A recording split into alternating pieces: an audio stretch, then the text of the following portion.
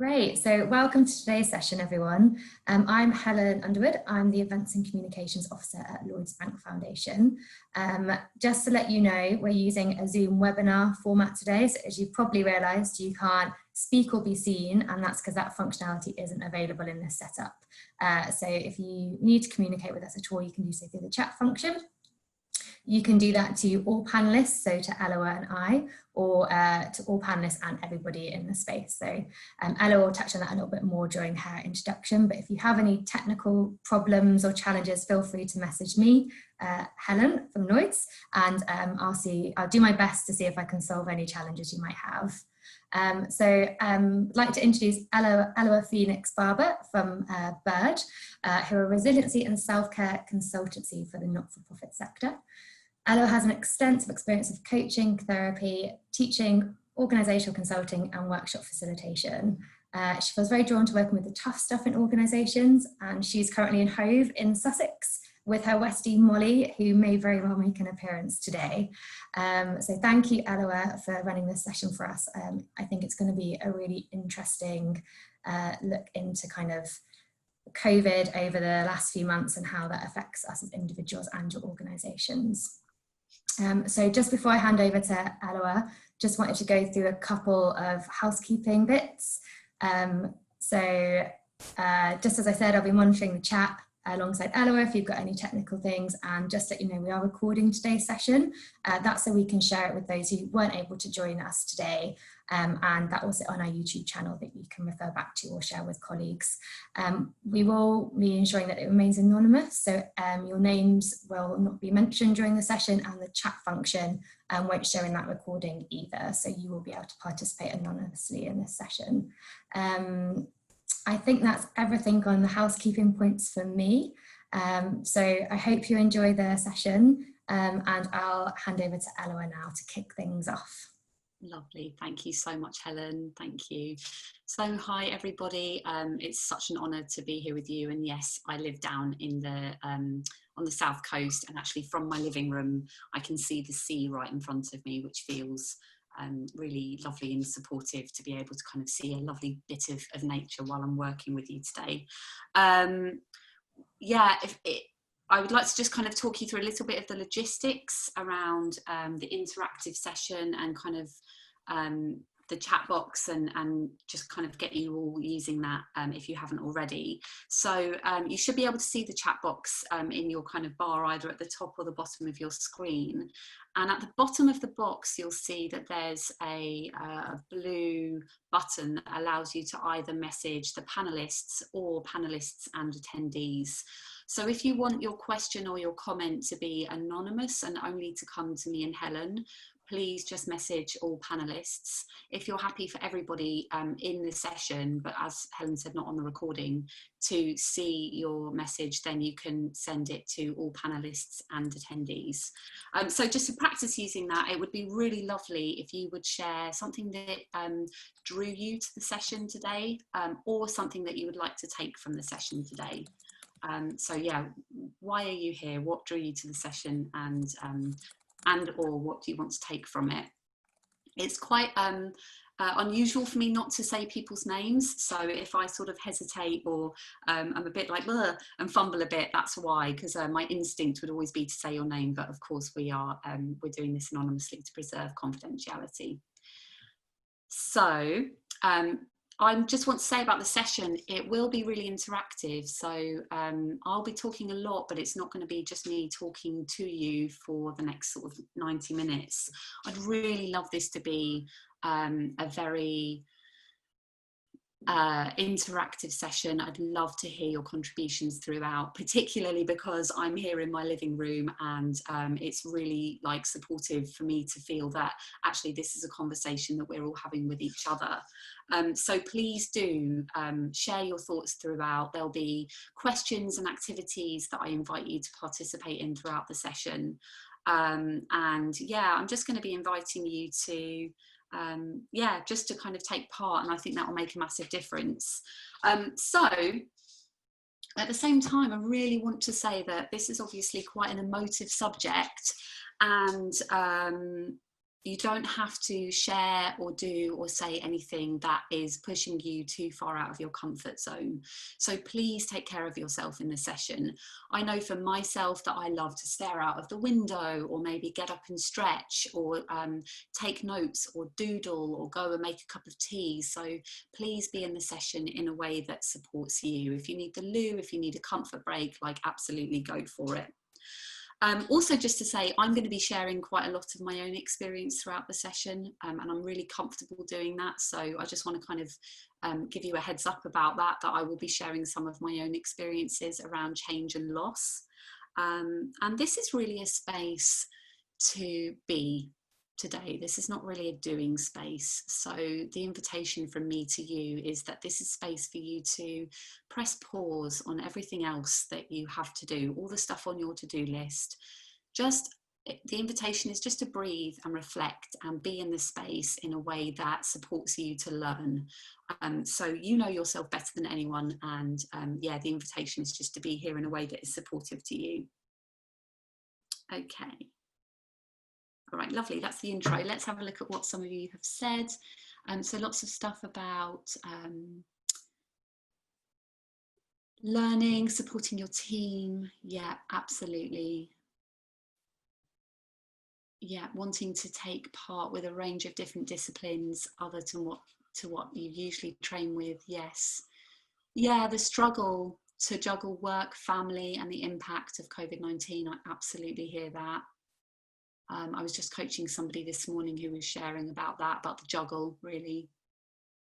Building resilience in the team, yes. Maintaining resilience over the coming months, yeah. Acknowledging how knackered you are at the moment. Yeah, that's powerful to voice that out loud. I hear you. Yeah, and drawn to the session to try to navigate the sense of loss that you're experiencing. Yeah, we're going to be speaking about that and about the different kinds of loss, really, that people have been going through recently. Learning how to support young people better, to have the support to make important decisions. Yeah, lovely. Really nice. Thank you all so much. Thank you so much. Yeah, that's really, really good for me to get that sense of context of what brought you here and what you want to take from it. Lovely. Oh, thank you so much. So just to speak to the safe space piece, we'll be talking about that in a second. But yeah, my goal really is to create a space where you feel safe to share if you want to, and safe to hear other people's experiences as well. And you know, this can be quite an uncomfortable conversation, talking about things like loss and change and grief. So I think there's an opportunity here and an invitation for us to experience common humanity, which is a term that Dr. Kristin Neff talks about. It's the idea that really we're not alone, that we're to some extent we're all in this together. And I know that, you know, I think that the metaphor that I love about the last few months is that we've all been on the same sea, but that we're in different boats. We haven't had identical experiences. It has been a very personal and unique journey for all of us, depending on lots of different factors. But there is something about this that has really united us globally in a way that I don't think anything else in living memory has. So yeah, there's an opportunity here today to really just kind of connect to that sense of actually that we're not alone, and that what we've been going through is shared by other people. And also I want to equip you with some tools and some strategies. So we're going to spend about half the session thinking about actually loss and grief and change and what's been happening. And then we're going to turn our attention to looking at 6 really practical strategies that you can implement. Okay, so let's get going. So yes, there's the session name. So there's the session outline I've just given you. In terms of the safe space, what I'd like to do is invite you in the chat just to drop the word yes in if you commit to preserving confidentiality. So Chatham House rules apply here. So you can share about your own experience. You're welcome to share anything that I share with you, but not to disclose anything to anyone outside of the session that anybody else shared. So please, please drop a yes in if that's okay with you. Fabulous, thank you.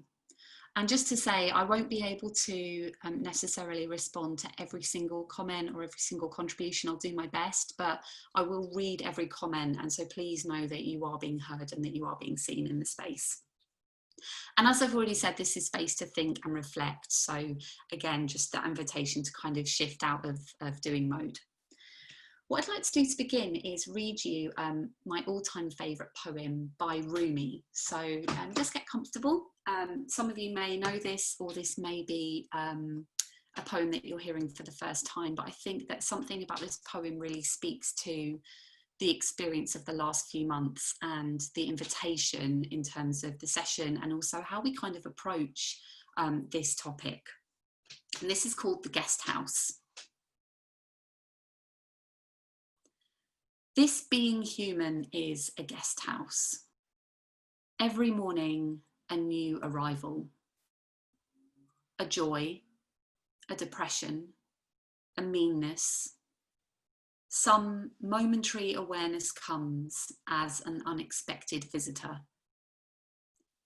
Welcome and entertain them all, even if they're a crowd of sorrows who violently sweep your house empty of its furniture.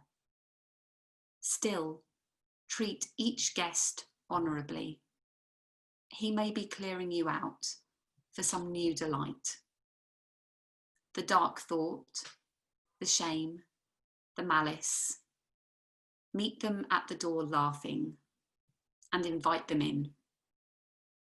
Be grateful for whoever comes, because each has been sent as a guide from beyond.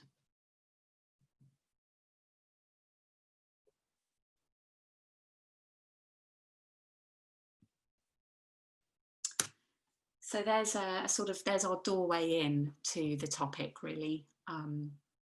And just in full disclosure, I share that poem as a way of grounding myself, because it's quite nerve-wracking speaking to a screen and knowing that there's lots of people all over the country, all over the UK, but not being able to really see any of you. So I shared that for me as well. What I'd love to do is invite you to share whatever you're comfortable with in terms of this question. What changes and or losses have you experienced so far this year? And I'm aware that there have been a multitude of losses on so many different levels. So yeah, please do share in the chat with us.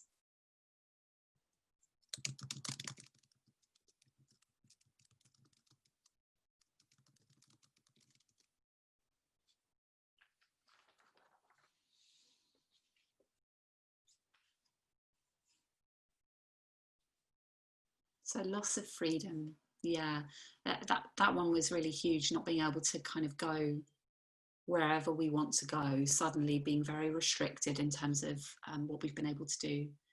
Contact with people outside of the home, losing a close family member. I'm so sorry to hear that. Wow, goodness. Yeah. The daily routine, freedom, routine, not being able to see friends, a marriage ending, normality, loss of contact and human touch. Yes, change in all aspects of life. Goodness, yeah, not being able to leave the home for over 3 months. Loss of well-being, a delayed diagnosis, having to live in a new environment. Yeah, I had a friend who had to basically leave London for various different reasons. Yeah, lots of changes at work. I think that's just been a kind of universal really for so many of us. Loss of income is another huge one. Yes, seeing other people go through a lot of hardship. A lot of loss in terms of hobbies, community, identity, yes. Yeah, not being able to see close friends and family. A friend of mine had a baby, and she actually had a home birth, and it was her first child, but then she had to go into hospital for a few days without her partner. So, you know, the welcoming of new life, but also the loss in terms of that immediate support and that ability to just have your family and have your people around you.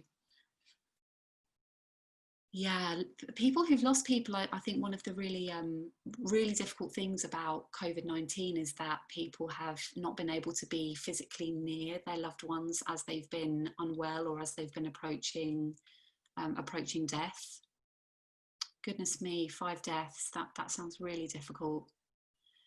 Yeah, furloughing. So there's been so much uncertainty and change and loss around that, having to take on other work, all the uncertainty about whether furloughing means you're going to lose your job, keep your job, having to witness other people being made redundant, not being able to see the people that you work with.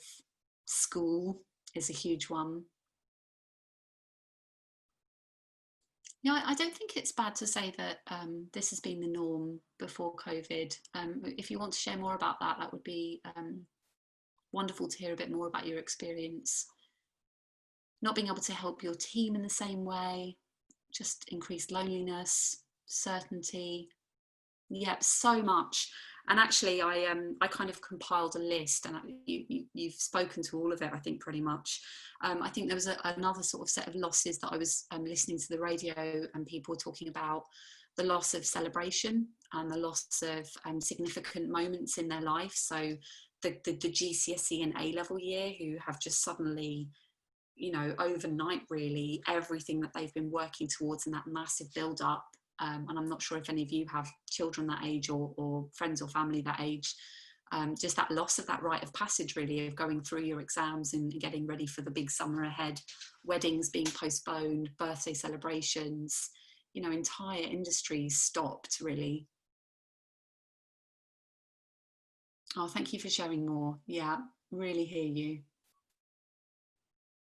Thank you, everybody. Yeah, it's been a really challenging time, and yeah, exams, prom, saying goodbye to school friends. Yeah.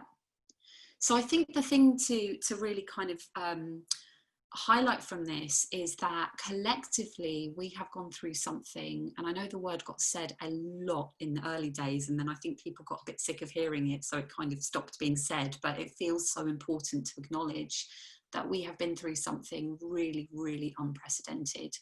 Because at the end of the day, loss is part of life, isn't it? As humans, it's something that we all have to encounter in lots of different ways, whether they're micro losses or the kind of the bigger losses that punctuate our lives. But something about this year has generated loss that we would not normally or not otherwise have experienced. So I think it's been collectively just incredibly destabilizing and incredibly unsettling. Yes, this idea that life might never be the same again, and actually, will we ever go back to the world that we once knew? So there's a sense of having lost the world that we knew. I walked past a restaurant this morning on my morning walk with my dog and saw a sign from one of the local restaurants saying that they're taking bookings and that they're preparing to reopen. But restaurant capacity, cinemas, the co-working space that I go to, it's all going to be operating at a very limited capacity. Schools. So there is a sense that actually the world we knew may have ended. I have a feeling that those perspex screens in shops are just going to stay, that the days are gone now where we don't interact with people sort of just without anything in the way of us. Yeah, holidays, anniversaries and how you celebrate those. Yeah, thank you so much.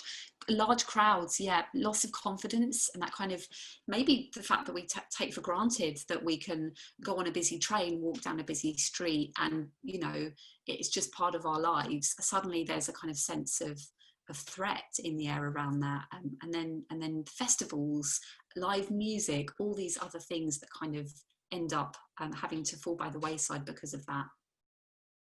Yeah, and then maybe the loss of busyness, absolutely, the loss of that kind of jam-packed, like maybe we've lost some things that actually we're sort of happy to let go of and say goodbye to.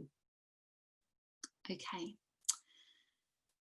So please do keep sharing, and thank you so much. It really it's really powerful to hear you all. I feel like if if we humans in this group today are kind of representative of what people collectively are feeling, I think that, you know, everything that you've shared really gives a window into the wider human experience at the moment.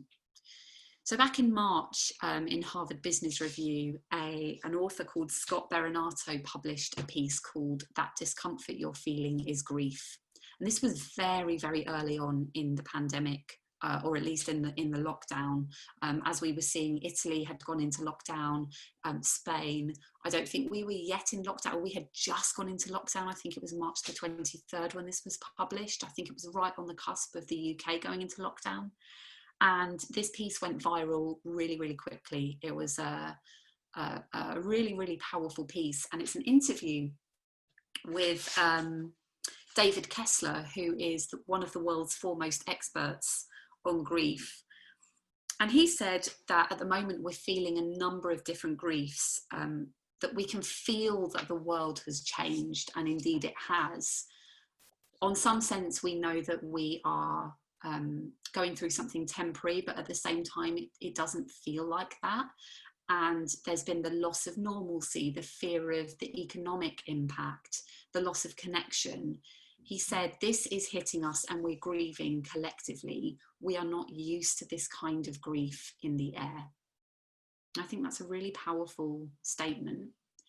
He went on to then talk about something that another lady called Esther Perel, who is an amazing therapist. She's got a couple of really good podcasts and books and talks. They both talk about this thing called anticipatory grief. So there's the idea of that we are actually grieving, but that we're also experiencing a kind of grief that's about the future, a kind of grief that speaks to that sense of holding your breath because you are sensing that more is coming. And at the moment, I think we're emerging out of lockdown, and we're emerging out of a sense of time where it was almost like reality was a bit suspended, and we're kind of emerging into this new world and kind of poking our heads out and going, okay, certain shops are reopening and so on and so forth. But we still don't know what the future holds. We don't know if there'll be a second wave. We don't really know what the world is going to look like. And there's a sense that there may be more loss on the path ahead of us. And that's called anticipatory grief. Usually that centers on death when somebody gets a diagnosis. And so you have the sense of their mortality and the sense of their death being somewhere on the horizon. But I think it's also about the sense that the future that we once imagined is now no longer available to us, and that there's something bad out there, there's a storm coming, that something is going to happen that's going to cause us more pain and more loss. So it kind of really taps into the primitive mind, David Kessler says. It's something very ancient in us that gets activated when we're in this state. And he says this breaks our sense of safety, and we're feeling that loss of safety at the moment. And that people have been feeling this individually and in groups, that this is micro and macro. And as one of the world's foremost experts on grief, I really pay attention when he says, I don't think we've really been through something like this before. And Esther Perel wrote a really, really interesting article, the therapist that I mentioned, where she said that there's kind of a host of new emotions that we've been experiencing in the last few months. So one of them is, or new states that we've been experiencing. One of them is prolonged uncertainty. So at Bird, we talk a lot about living in a VUCA world. So volatile, uncertain, complex, and ambiguous. So it's this sense that the world isn't predictable, that there's always something going on. Things are very complex and difficult to kind of disentangle. But in the pandemic, we've also got the sense that the uncertainty is prolonged, that we don't really know what we can depend on anymore. Can we depend on, there's something about the virus being invisible. Can we depend on all of the structures and all of the things, the assumptions that we once took for granted? Can we depend on our government? Can we depend on our institutions? I think seeing massive conglomerate organizations, big businesses, grind to a halt overnight, seeing the airline industry just kind of stop, looking up in the sky and not seeing planes in the sky, has really sort of unsettled us. It's quite discombobulating. Tell me if you disagree with this. I'm speaking from my personal experience. Esther Perel also says that we're experiencing something called ambiguous loss, where in the sense there's many tangible things that we've lost, which you've all been speaking to. And at the same time, there's many intangible elements of what we've lost. So the everyday things that we just took for granted, which we can't quite identify or put our finger on. And so we've lost many of those. And then there's that sense of stress that comes from all of this as well. So I'm just going to pop into the chat and see what you've been sharing. So there's a lovely quote here saying, if you feel like you're losing everything, remember that trees lose their leaves every year and they still stand tall and wait for better days to come. Yeah, lovely. We may come back to that actually, so thank you for that. We may come back to that when we get to the strategies. And that, yeah, we're in a grief cycle. Absolutely. Absolutely. Okay, then David Kessler said this, and I just think this is a really powerful quote and something just to speak to. There is something powerful about naming this, what we're going through, as grief. It helps us to feel what's inside of us. I really love that quote. Yeah.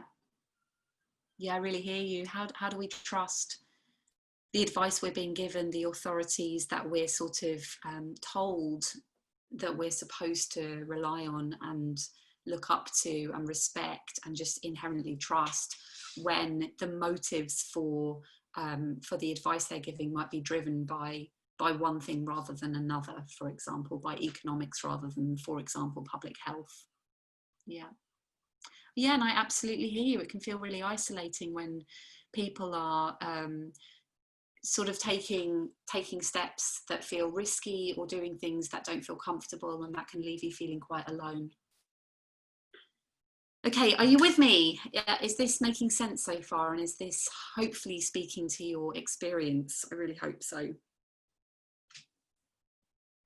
Lovely, thank you so much. It's hard to know when there's no physical faces in the audience. Okay, lovely. So it would be really lovely to hear your thoughts then on why it's so important to talk about loss. So I've got a few thoughts that I'd love to share with you, but I would love to know, yeah, what your thoughts are. Why is it so important for us to be here today, to be reflecting on this or watching this if you're watching the recording? And why is it so important as human beings that we talk about these things which feel difficult?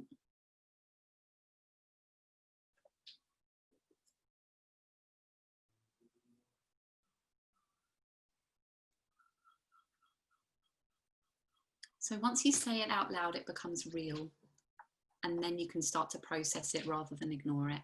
Yeah. To share what we're feeling and be reassured that we're not alone. Absolutely. Sharing common humanity. I love that phrase, a common human emotion, and to heal. We don't manage very well when we don't share. Absolutely. Yes, I feel strongly that you need to engage with the feelings rather than just deal with it kind of approach. Yeah, we're going to talk about that a bit more later on. Yeah, the idea of me too. That idea can be so powerful and so healing to connect. Yeah. Again, we're speaking about something very, very ancient. So the first part of the brain to get wired up in newborns is the limbic system, and the limbic system is yes, it's all about fight or flight. It's all about survival, but it's also all about connection. And there's the kind of rub really for human beings, is that the experience of surviving and even thriving really depends on a sense of connection, on feeling like we are connected to, that we belong to the world around us and the people around us. Yeah, absolutely. I really hear that. I think it is very difficult to speak about it, and sometimes if we're caretakers, which I know that many people in the charity sector are, it can feel hard to actually have that space for yourself, or to feel that there is room for you to not be the strong one. And I think there's maybe an investigation there about what we think of as strong, and whether strong always means that we have our armor on and that we don't experience emotion or feel vulnerable or cry or have to process our emotions. It's all about acceptance, so that we can move forwards. Yeah, it's uncomfortable at this time. Yeah, lots of stuff about not feeling isolated. Yeah, very nice. Thank you so much. So, I mean, needless to say, when we experience change, when we experience loss, there's a host of emotions that come with that process. Somebody's already mentioned the grief cycle. So we can feel everything on the spectrum from anxious, sad, angry, devastated, shocked, grief-stricken, withdrawn, relief. Some of the emotions that might be more difficult to talk about, the sense of, I know I felt a sense of relief at not having to commute to London all the time. Guilty, sad, shame, denial. There can be a whole host of emotions that come with this. And there's not a particular order that we experience them in. The impact of this can be that we might struggle with sleep or making decisions or being able to concentrate or focus. Our appetite might get lost. We might experience it as physical pain, so it might manifest as headaches or stomach pain. Brené Brown, who's an amazing, amazing woman who speaks a lot about the power of vulnerability, the power of connection, and sharing our vulnerability with other human beings. She also talks about the stress responses that we have as humans, and one of them is stockpiling, which is where we kind of, instead of processing what we're feeling, we kind of pile it all up in the body, and it manifests as all sorts of issues, from sleep issues to skin issues to digestive issues to reproductive issues, heart issues, all sorts of things that can kind of malfunction. So, okay, if we ignore it, then what do you think? Oh, in fact, I think we'll talk about that in a second, some of the costs. Thank you, Helen, for that comment. Yeah, Daring Greatly is an amazing, amazing read. So yeah, I think there's a really strong connection actually between loss, resilience and burnout. And in the literature on loss and grief and change, particularly the literature that's come from studying loss in terms of losing a family member, there's been a new avenue of research in recent years around resilience, and a lot of the researchers now, they're moving away from talking about recovering from a loss or recovering from grief, and instead they're talking about adaptation, adapting to it.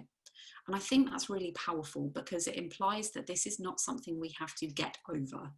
A friend of mine, a colleague of mine, lost her husband a few years ago, and you know, she talks very publicly and very openly all the time about how the grief, the mourning phase maybe is past, but the grief is never gone.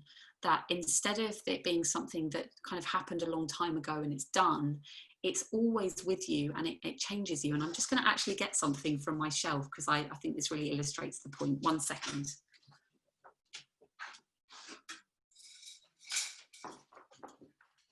You're seeing my spontaneous side. So in Japan, they have this amazing tradition, really. It's called kintsugi or kintsukurai. And what they do when they have broken pottery is, instead of throwing that broken crockery or pottery away, they mend it with gold lacquer. So they actually glue it back together, and what they do is they use gold glue to really highlight the places where it was broken, to highlight the cracks. And I just think that's such a powerful and beautiful metaphor for the ways that loss and change us, and how, you know, we can choose our response to it, really. So the idea of resilience, actually, and developing resilience in the wake of loss, in the face of loss, as opposed to trying to kind of put it away in a box and just kind of get on. I think when we do that, that's when we harden. That's when we become like a tree that is resisting the wind, and instead of bending and swaying with the wind, it tries to just sort of, you know, harden itself against it. And that is the road to burnout. that is the road to exhaustion. I'm not saying that grief will not knock you for six, and it will not exhaust you, and it will not take you into a place that perhaps feels quite dark for a time. But there is a very big difference between somebody who really processes their grief and learns to live with it, and somebody who tries to resist and deny their grief, and eventually, sooner or later, it will catch up with you. So what I'd love to hear from you is the costs of ignoring loss. So we've talked about some of them. I'd like you to think about this individually. What happens for individual humans if they ignore the loss? What are some of the specific things that might manifest?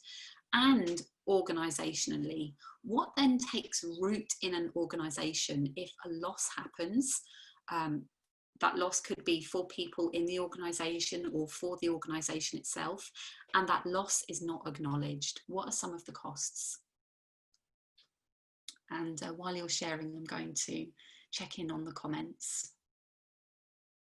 Yeah, somebody said that what's happened this year in some ways is beyond our human comprehension. I just think that's spot on.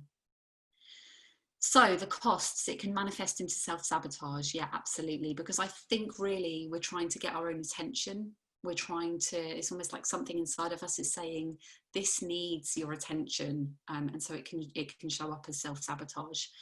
Physical health, mental health, burnout, triggers, yes. Feeling unable to move forward. Yeah, have you ever found yourself in your life just being stuck in a loop where you're like, I'm this Groundhog Day, like, how did this happen again? Not being able to think clearly, everything feeling hazy. Yeah, Sylvia Plath, right? The bell jar, that sense that maybe you are somewhat removed from the rest of the world, that you're unable to really make contact with it. Disengagement and division organisationally, yeah. Anger, stress, isolation, withdrawal, burnout, yes. Disbelief, yeah. Lack of focus, lack of direction, yeah. IBS. Feeling responsible for others, yeah. Resentment, going into victim mode, yeah. Feeling, I think the essence of that victim mode thing from my experience is just feeling deeply disempowered, really. Feeling stuck in a hamster wheel, anger boiling up, exhaustion, the middle brain does not function. And the middle brain is that executive functioning, I think. Correct me if I'm wrong, but that part of us that is the adult human, that can kind of be rational and reason and work with logic, and everything resorts to just kind of primitive survival mode. Like, yeah. What else have I got here?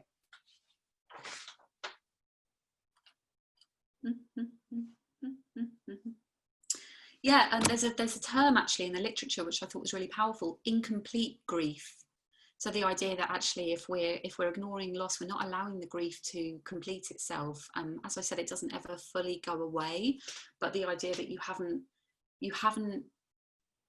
attended to it, and that can lead to like bad dreams is another one. Apathy, obsessive thoughts, hyper alertness, hyper arousal, where you feel like switched on all the time and you're just unable to calm yourself, to have your parasympathetic nervous system kick in. Yeah, and then there's a sort of lot of resistance, really, that feeling that actually it's now getting so big that I work as a counsellor sometimes, as a counsellor and a coach, and sometimes people will say, but if I start to feel this now, it's like the dam's going to burst and it's just going to take over. Organisationally, I think that disengagement is as a symptom of this. I think that when the difficult stuff, the tough stuff, is not talked about in organisations, it can really lead to people feeling like they're not seen and valued as human beings.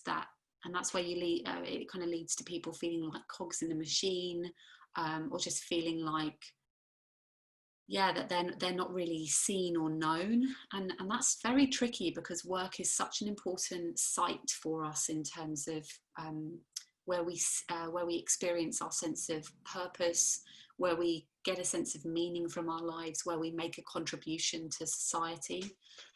So actually the cut-off of the loss and the disengagement from processing it or acknowledging it can lead to these really unwanted outcomes.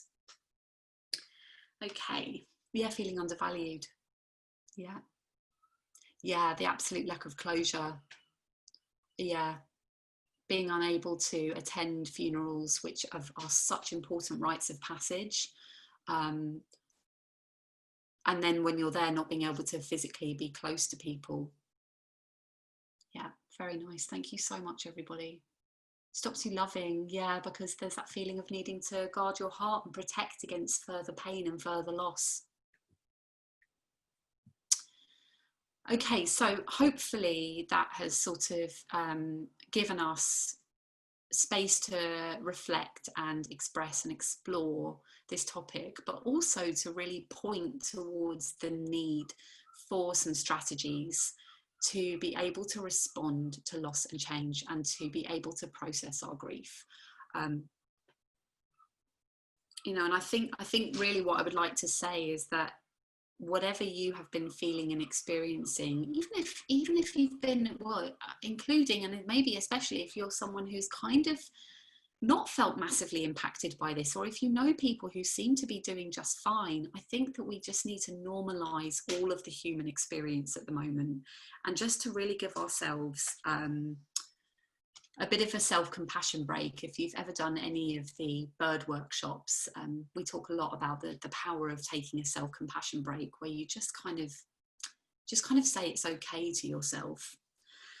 So before we get into the strategies, I would just like to say that self-care runs through all of the 6 strategies. It's really the foundation for being able to give to other people. And, you know, we really believe at Bird that you cannot pour from an empty cup. One of the things that we say all the time is self-care is not a luxury, it's a priority. I'm always afraid that I'm going to get those the wrong way around, and I'm going to say self-care is not a priority, it's a luxury. I haven't done that yet to date, but I'm always frightened that I'm going to do that. But it's the idea that it's not selfish, it's really essential. That it's really just about taking care of what Mary Oliver, the beautiful poet, what she calls the soft animal of your body. And just to say about the strategies as well, again, Esther Perel says, the therapist who I mentioned, she recommends making small, rapid interventions to help process all of these emotions. So this is not about taking a day out of your schedule or taking a week and like doing your work. This is about those little moments throughout the day where you take that one deep breath, or where you just give yourself that one acknowledgement, or you do that one thing for yourself. So each of these strategies that we're going to cover complements the strategies that we look at to build resilience in our Building Resilience in Uncertain Times webinar. So they sit really, really well alongside each other. Are you ready for the strategies?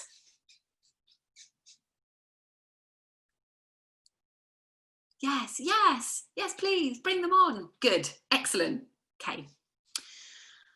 All right, so we have already done strategy number 1.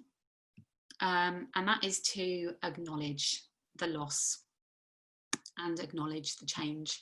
And in the colour version of this picture, what you can see is a green leaf going all the way through to a deep, deep red autumnal leaf, and then through to a brown leaf. And I just thought that picture really beautifully summed up the process of loss, actually. And it speaks to that lovely quote from earlier, that loss is part of life. It is absolutely part of life. So this might sound like an obvious strategy or an obvious point, but it is so, so important. I think there is a really big difference, and something I've noticed in myself, between internally being aware of something where you acknowledge it to yourself. Yes, that really matters. But it is quite something else to give that a voice and give it words and look another human being in the eye and actually be with them. Either sharing your loss and what you're going through, or acknowledging their loss. I once lived with someone whose mum passed away quite unexpectedly, and I remember being very conscious of it all the time, and noticing that I found it hard to speak to. I found it hard to actually give a voice to. So it is amazing what happens in groups. In my work as a consultant, I have found that there are things that happen in organisations, this is separate from COVID, but equally applies to this, that everybody has felt, everybody has been impacted by, but nobody has voiced out loud, or has not been voiced in a collective setting, or has not been voiced by the leaders, the people who are kind of at the helm of the ship. And again, the impact of that is really massive. So I think there's something about identifying the places where we find it difficult to acknowledge the loss or the change out loud. So I did a piece of consultancy last year with a very big organisation, and they had been through a load of change in the previous 12 months, change that had been really hard for lots of people in lots of ways. And we basically did like a really big survey, and then presented the findings back to the whole organisation, sort of 250 people. I got lumbered with the job. It was very scary. And when these things got spoken out loud, it was as if you could feel the entire room exhale and relax. Like I could visibly see people's like posture changing and their shoulders drop from having this thing be named, just having it named that this was a hard year. That reminded me of another piece of work I did a couple of years ago with a group of HRDs from the UK and EMEA, so all over Europe, the Middle East, and Northern Africa. And again, they'd had a really, really difficult year, and it kind of hadn't been spoken out loud. So yeah, just very powerful. So you might want to just find that one person that you can share something with, if this feels like a really big step for you. Maybe actually HRD is a human resources director, and maybe the acknowledgement is first and foremost with yourself, and actually just having that moment where you acknowledge to yourself through a conversation you have with yourself, journaling. If you have some sort of spiritual practice in your life, maybe it's through prayer, maybe it's painting or moving your body or taking photographs or processing it and acknowledging it in some sort of creative way. So here's my personal share. So early on in lockdown, my relationship ended. We are back together again. So yeah, we went through a really, really big process in the last few months. But you know, for a good couple of weeks, like it was done, and I have never felt more devastated in my entire life. I was absolutely heartbroken, and one day I was having a panic attack. It was sort of day 4 or 5 really of the breakup. I was in here, it was like full on lockdown. I hadn't been able to see anyone or get any hugs, and I was just on my own panicking. My heart was in my chest, I couldn't breathe properly. And so I got my big notebook out. Oh, I'm going to show it to you. And I painted. I'm going to show you what I painted. I hope you don't mind my impulsiveness. I'm not really a painter at all, but I painted this. So as you can see, lots of black, purple, red, flecks of white in there. And a couple of friends pointed out like there was a little heart, I think. But I cannot tell you the process of creatively expressing and acknowledging what I was going through. It was just really, really helpful and really powerful and very, very cathartic. So yeah, there's something about allowing your body and your mind to really just be a vessel for this thing called the human experience. It goes back to that Rumi poem. And really just allowing whatever you are feeling to pass through you rather than get stuck inside you. What I'd like to do is invite you to spend the next couple of minutes to practice this. So you might want to journal, that's the invitation, but if journaling doesn't appeal to you, maybe it's just a sort of reflection or having a bit of a conversation with yourself, doodling, yeah, one of the things that I mentioned. But yeah, let's take a few minutes now to put this into practice, see what comes out. What is it that wants to be acknowledged in your life, in your human experience right now?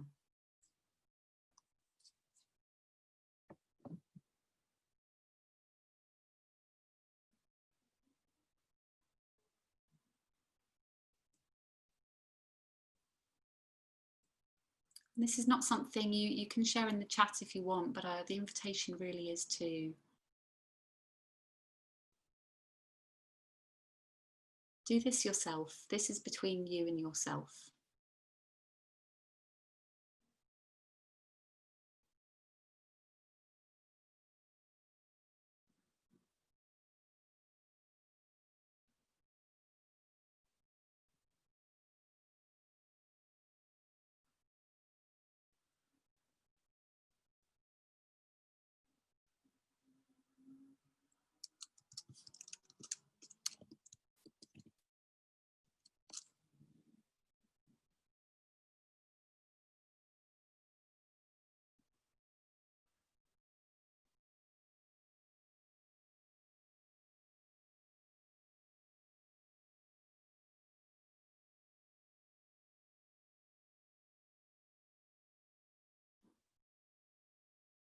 And just taking another minute.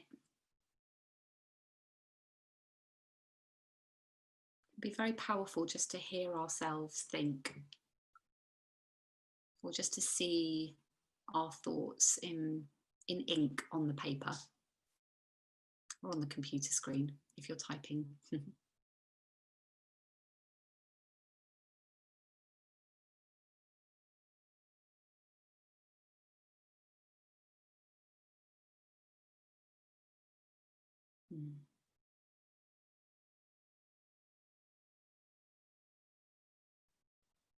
So many wonderful practical tools in the comments here. So if you are journaling, just taking another minute to finish your thought. People are sharing things like appreciation as a tool. Yes, absolutely. Daily gratitude, seeing the beauty around you on a daily walk. Yes, finding that one person that you can deeply trust is very powerful. Writing in a journal to remember the wonderful memories after losing a loved one. I think that's a beautiful, beautiful strategy. A good night's sleep.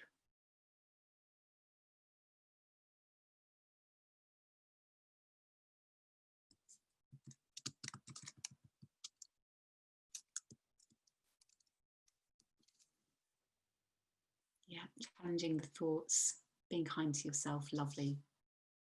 Okay. Making a collage of the feelings that you have with the colours it represents. That's really beautiful. Yes, playing with your son. Children are amazing, aren't they? Lovely. Thank you all so much. So yeah, acknowledging, and I think the power of, it's a practice, isn't it? It's not something we do once, unfortunately. You don't do it and go, yep, done that. I did that in 1986. It's like, no, this is a practice. The second one leads on from the first one, and we have already been talking about it. But the second strategy is to feel your feelings. And again, these seem very, very simple. They might seem obvious. You maybe have a part of you kind of rolling your eyes going, oh, like, I know this already. But there is, again, something in the human condition that we human beings don't really like feeling some of our more uncomfortable feelings. And so it can be quite easy to turn to other strategies to shut those feelings down, or avoid them, or distance from them, or put them onto someone else. I mean, there's a host of things that we do, and we explore some of those in our Building Resilience workshop or webinar. And yes, it's okay not to be okay. So really the thing with feeling your feelings, so I've worked with hundreds of people over the years in a therapeutic context, and I really have found that, pretty much universally, it's quite hard for us to feel.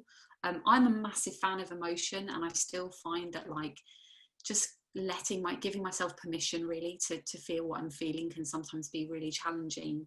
They can be quite overpowering. They can stop us in our tracks. And I think that in the professional world, we've kind of got this collective story around emotions, that there's no place for emotions at work because they take us away from doing our work. The thing is, when we actually practice feeling, and when we let our feelings happen, instead of resisting them, pushing them away, denying them, avoiding them, suppressing them, they move through us pretty quickly, actually, just as they do with children. So if you have children or have kids in your life, I'm sure you've seen that, you know, 1 minute they're like wailing like the world is ending, and then in the next breath they're laughing. And I think that is really how we're designed to live. We have a bit more self-control than children, or at least some of us do. I can't always say that about myself, but yeah, there's something about really allowing us to feel our feelings. And yes, we can feel up to 30 emotions a day, positive and negative. The thing with not feeling our feelings, or if we don't practice this, is that we end up, what I describe it as living in the beige zone, where everything's just fine and okay.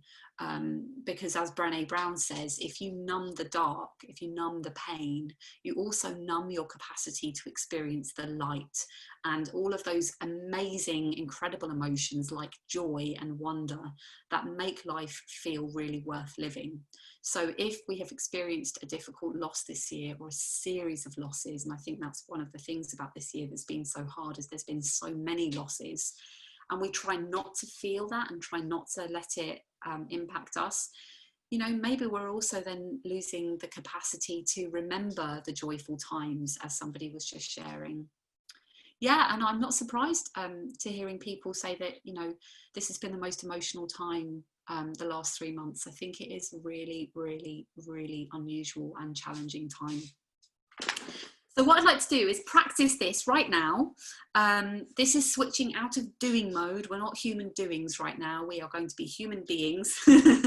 And what I'm going to do is provide you just with a bit of space and just talk you through a very, very simple activity to feel whatever it is present.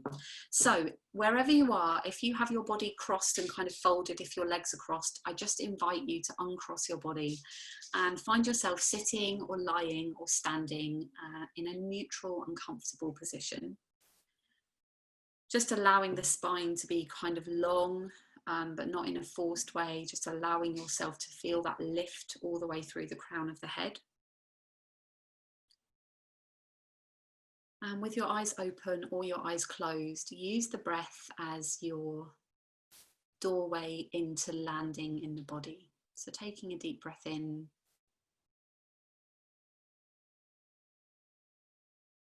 And on the exhale, just landing in the body. And very simply notice what you feel physically. What are you feeling physically in your body? Are there places of tension? Are there places that feel soft? Are there places that feel tight? Are there places in your body that you can't quite connect to? Not judging any of it, just allowing it. Just noticing. And now noticing what you feel emotionally. And the invitation here, as you identify your emotions, is to go beyond those simplistic words that we so often use. Stressed, tired, fine, okay. Those aren't really feelings. What is it that you do feel? So just naming it to yourself, feeling it, experiencing whether it has a temperature or a colour or a sense of movement. Just remembering that emotions are simply energy in motion. And as the therapist Tina Gilbertson says, you let feelings go by feeling them fully. Once they've been felt, they leave.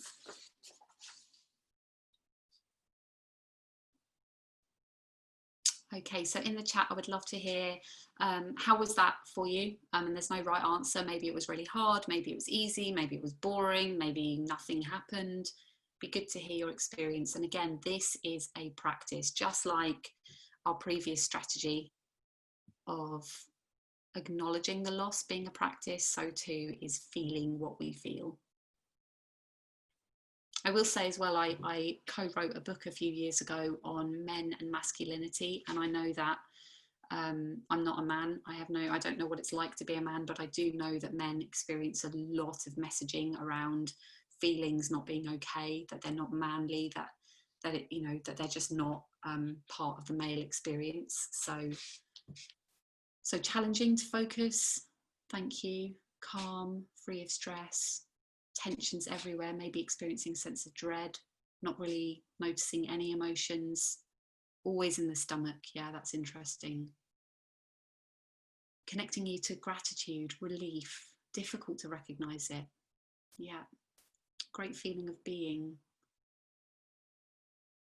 Lovely, feeling tense and thoughtful, neck pain. Yeah. And again, that can be uncomfortable to come into contact with, but actually the more we're in relationship with ourselves, so often the physical pain we feel is because we're holding on, or we've slept funny, or we're sitting funny at our desks. I mean, this is not really a desk, I'm at a kitchen table here. So actually once we're in contact with it, then we can do something to adjust it. Pink sadness. I saw a lovely thing on Instagram that talked about the different colours of sadness, like blue sadness, pink sadness, green sadness, clenching, interesting. Feeling like you've been ignoring your suppressed internal emotions. Thank you for sharing that. Carrying the load, a bridge. Yeah, that's a lovely tool, as well as you can use a metaphor. I use this a lot with my coaching clients. It's like, put it into an image, put it into a metaphor. What does it feel like? Are you a boat on an ocean that is just being kind of whipped around, or is there a sense of being like a cloud in the sky just drifting on through? Like, if you were to put it into an image, what would that be? Okay, let's move on. So strategy 3 is to really use the here and now, and so much of what you've all been sharing has been connected or branches out from this. So we are conscious of the past and the future, and so often we spend our lives, I once heard many years ago, that we live our lives with one foot in the past and one foot in the future, and we're sort of peeing all over the present. I hope that's okay to share, slightly inappropriate example, but there's something very, very, very powerful about coming into the here and now, this present moment. Mindfulness practices obviously work with the present moment a lot. If you meditate, that's absolutely what you work with. But also all of the work around flow, all of the studies around presence, moments of intimacy, joy, those things are really about being anchored in the present moment. So it's a wonderful tool for cultivating resilience, because it can allow us to let go of all of the stress and the burdens of what we might have been carrying so far, this day, this week, this year. And it can also relieve us of the burden of future tripping or catastrophizing or playing out the next drama of what's going to happen, or having to kind of deal with things before they're even here. And it's just a very powerful way of supporting ourselves to navigate change and loss. So going back to my example of when my relationship ended, as I said, I was absolutely devastated, and I remember I wasn't sleeping well at all. I got some sleeping tablets that I used for about a week, and even then I was waking up in the night, sobbing. And I remember in the mornings just thinking, this is impossible. How am I going to do this? I am not going to get through the day. It just felt like this looming, awful mountain in front of me that I had no equipment to climb.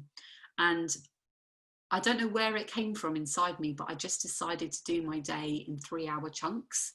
So if I woke up before 9 a.m, I would just say, Eloise, you just have to get to 9 o'clock. And that would be my focus. So it is slightly future focused, but it was very much about like, don't worry about this afternoon or this evening or whether you're going to sleep tonight, just be here right now.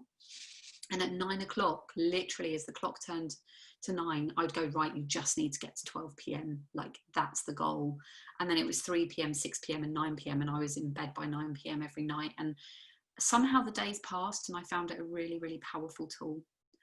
And the here and now, as I've said, is really where we also encounter joy and wonder. Yes, there can be enormous pain present, but there can also be a blackbird singing, or a rose in a neighbour's garden, or a rainbow in somebody's window that their child has painted, or a cloud moving across the sky, or our feet pounding the pavement, or this breath entering and leaving the body. So the present moment always has something available to offer us in terms of cultivating resilience.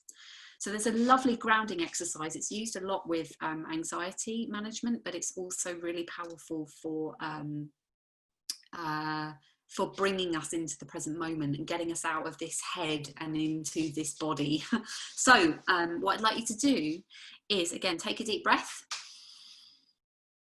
Let it go on the out breath, let go of any tension. And your task is to notice 5 things that you can see. Off you go. And just mentally name them to yourselves.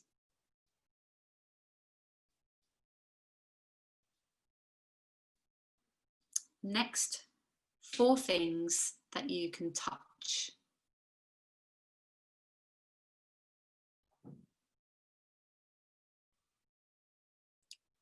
3 things you can hear.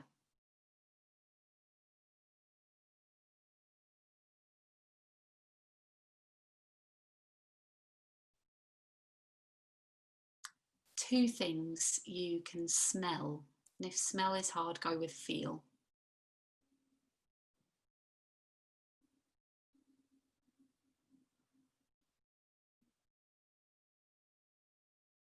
And 1 thing that you can taste right now in your mouth.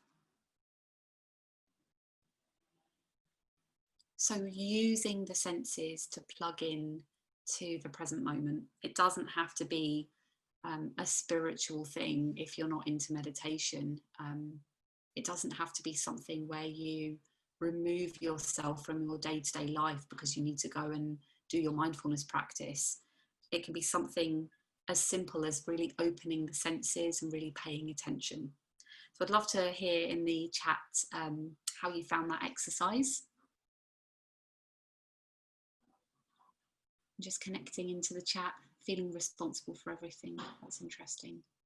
In terms of feelings, just noticing that difference between feeling your emotions and then feeling the story, feeling the weight of the story that you're carrying. Quick and useful, yeah. It is both of those things. And what I love about it is you can do it on a Zoom meeting, you can do it wherever you are. Some people like to take the here and now. People were mentioning gratitude earlier. Feeling different temperatures of things was quite powerful, lovely. Never took the time to do it for yourself. I'm so glad you did just now. Making you very aware of what's around you, yeah. And there may be places and times not to use that exercise. If you are someone, I'm very highly sensitive to loud noises, bright lights and that kind of thing. And if I'm on a packed tube, actually maybe I want to go a bit more internal into my experience, and I don't really want to be very tuned into the out there because it can just be a bit much. So yeah, there are definitely places and times to use this with. Yeah, you might want to create like a gratitude jar. Elizabeth Gilbert does this. She has a big mason jar, and every day she writes down 1 thing from her day that she enjoyed, 1 moment, 1 experience, 1 conversation, 1 thing, folds the piece of paper up, puts it in the jar, and then at the end of the year, she goes through the jar, and it serves to be a kind of like a bit of a time capsule, really, in terms of her memories of the year. So there's loads of ways to work with the here and now. Okay. Yeah, there is a lot happening, isn't there? A lot of stimulus around us all the time. Strategy 4 is to soften into the uncertainty. So this is a bit less tangible as a strategy. Pema Chodron, who's an amazing Buddhist nun or monk, I don't know if you apply the word monk to women, she's written a gorgeous book called Comfortable with Uncertainty, and they're just really short chapters that explore our relationship to the uncertainty. I think that's the thing with COVID-19 and this year is we have always lived in a state of uncertainty, but this year has really, really brought that up in such a visceral and unignorable way. Don't know if that's a word, it is now. There's something about, you know, the fact that we are on a rock hurtling through space, revolving around a star in the universe through some sort of gravitational pull. I just think it's just absolutely compelling to kind of connect to that now and again. All of us were born, all of us will die, and we will experience loss and change throughout our lives as a universal and predictable part of life. So we can allow the uncertainty and the change to harden us or to soften us, and that really, I think, is the choice. There is a quote, and unfortunately my printer hasn't printed the name of the person, but the quote says, "The mistake is thinking that there can be an antidote to the uncertainty." And I think so much of the way that we collectively live our lives in our society, it's all about control and predict, you know, control and predict, like the weather. Like, if I can just figure out what the weather's going to do, then I'm going to feel okay. So there's something about softening into this, kind of letting our bodies and our minds relax. And maybe you've seen that meme of the person meditating, and underneath it says, "Relax, nothing is under control." And it just flips that idea on its head, that we need to have everything under control all of the time. You know, if we can relax into it, maybe we can enjoy the ride a bit more. And again, I'm not speaking right now about something to ignore the grief or to ignore the pain of the last few months. This is more about specifically how do we actually respond to all of the uncertainty, which can cause so much anxiety for us. I think, you know, when I look back on my life, I sort of think, gosh, there's always been a sense of mystery about how my life has unfolded. There's been incredible serendipity and synchronicity, strange coincidences that I haven't been able to explain or make sense of. And so this is about zooming out and really remembering that if we are uncomfortable with the uncertainty isn't really the issue. It's us not being comfortable with it that is really causing the discomfort. And if we aren't comfortable with something, we have the choice to change it. So we can put our armor on, we can try and control and predict the world around us, or we can soften, we can relax, we can practice letting go, we can smile and remember that, again, we're all in the same boat, in the sense that, you know, none of us really know. And that can feel quite scary, but I think it's really reassuring to remember that all of the ecosystems, both human and natural, that we are part of, we've always made it. You know, we come from, I don't know if you saw the discovery about the Neolithic shafts that they've just discovered down near Glastonbury, near Stonehenge, that was in the news yesterday. It's like we come from a long, long, long line of ancestors, human beings like us who had incredible resources. You know, we've evolved from discovering fire to creating microchips and computers with unfathomable power. So there's lots of ways you can soften into the uncertainty: meditation, mindfulness, using your breath, saying kind words to yourself, taking a different perspective, practicing compassion. And up here I've got the serenity prayer. So on that piece of art, the serenity prayer says, "Grant me the serenity to accept the things I cannot change, courage to change the things I can, and wisdom to know the difference." And I just really love that. Okay, I'm going to whiz through the next couple because I'm conscious of time. So strategy number 5 is to cultivate meaning. So in the stages of grief model, the Kubler-Ross model, Elizabeth Kubler-Ross, there were 5 stages initially, and then a 6th stage got added by David Kessler, whose quotes we were looking at earlier in the session about grief. And basically a lot of psychologists and leading thinkers around loss and change have been talking in the last few months about the power of cultivating meaning. There's a really amazing piece in the New York Times that you can read about this.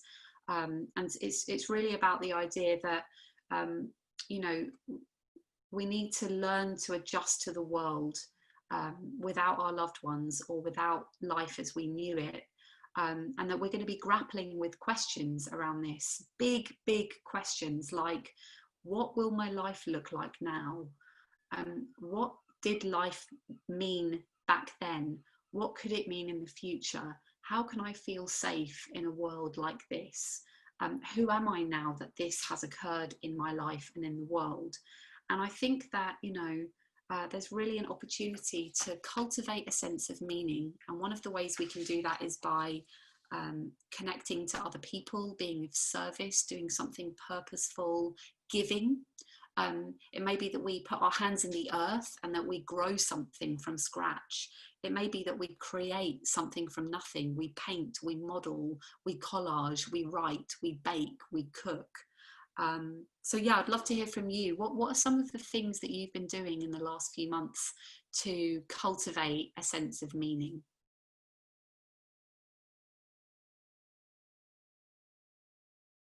We are meaning-making creatures, so this is absolutely, you know, non-negotiable to who we are as human beings.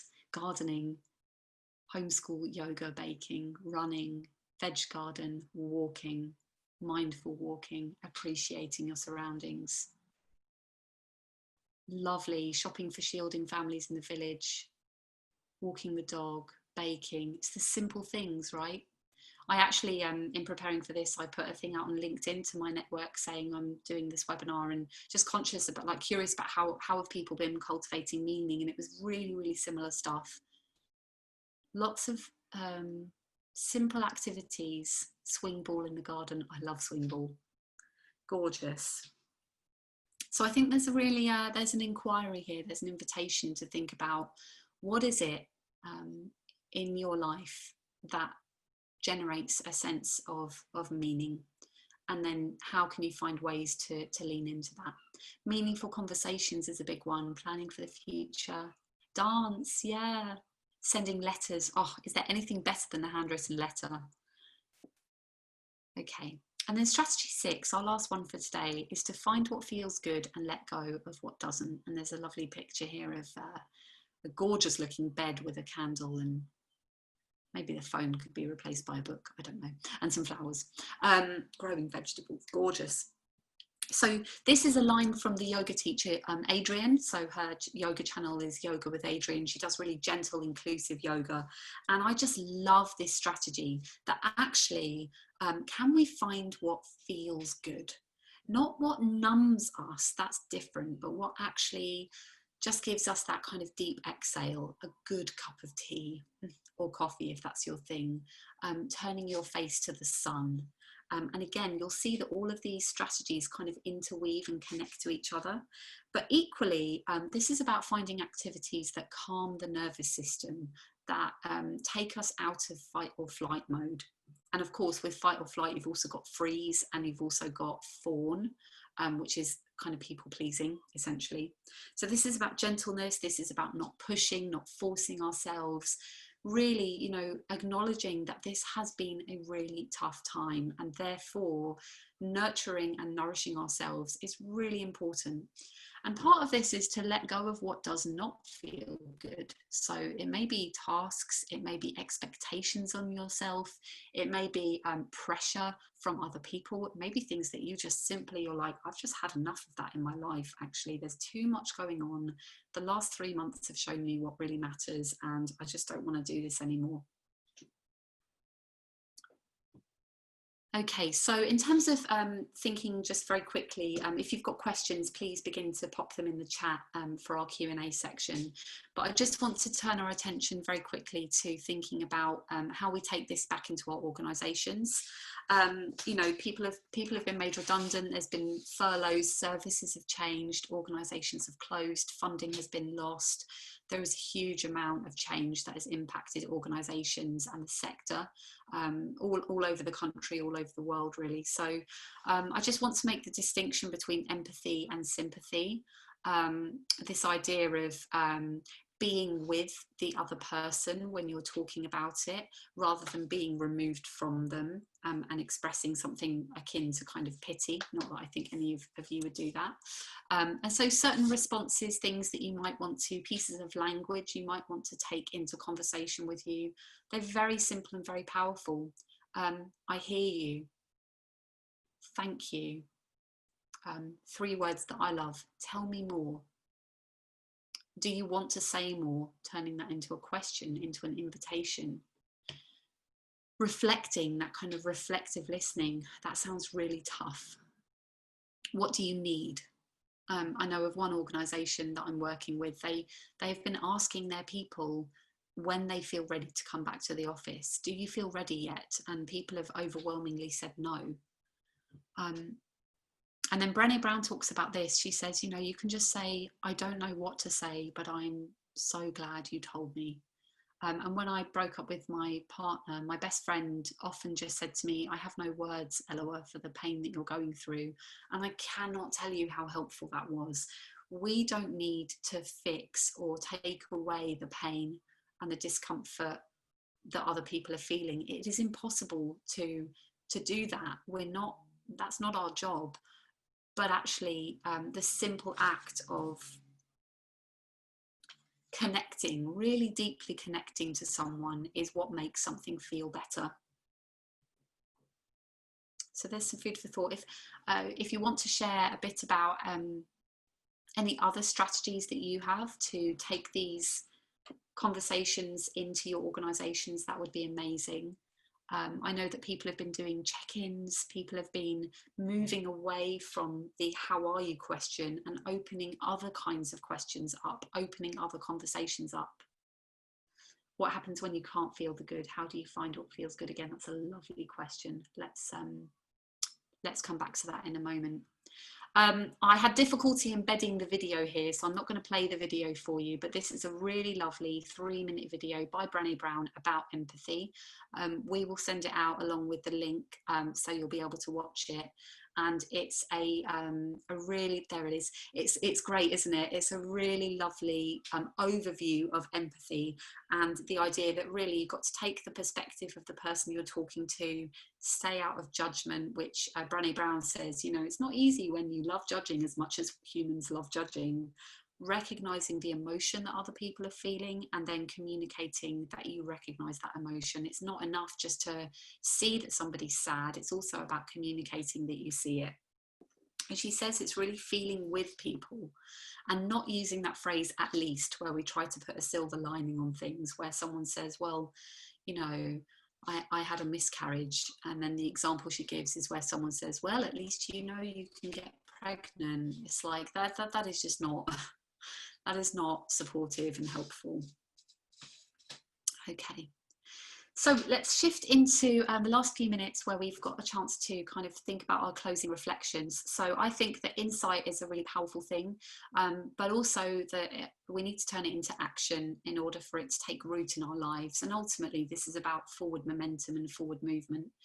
So there's been a lot here, and you might want to revisit the recording, revisit the strategies, but I'd love to know, what one insight are you taking with you, and what one action are you going to commit to? And again, like, go small to go big, make it little.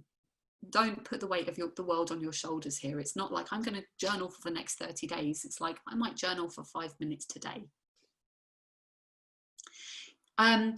So we are able to share the recording, just to answer that question. Yeah, the recording will go out. Nobody's names, the chat will not be visible. So the recording will absolutely be available to other people. It's going to be up on the YouTube channel. Thank you, Helen, for answering that. Lovely. To prioritise filling your cup, to stop and listen to yourself for 5 minutes, to pause, to allow yourself time, to remember it's not just you. The power of sharing. The pebble jar, lovely. Mediation or meditation, lovely. Very, very nice. And again, you're sharing this commitment primarily to and for yourself. And it's an honour for us all to hear and see each other's commitments. what I'd like to do is just go back to your question. What happens when you can't feel the good? How can you find what feels good again? I think this is a really lovely question. I think it's really powerful, and there's no simple answers here, but I think there's something about gentleness and self-compassion, and, you know, like the Rumi poem, if this is the guest that has shown up today in the guest house of your life, can you welcome it? Can you allow it and just give yourself space and permission to feel what you feel, and to know that it will pass at some point. You know, sometimes I once coached a lady who said that she had felt like she'd been in winter for 7 years, and I just thought that was such a powerful description of what it's like to be in a really deep, long, sad place for a long period of time. So there's something about remembering that we are part of nature, and nature operates according to rhythms and cycles.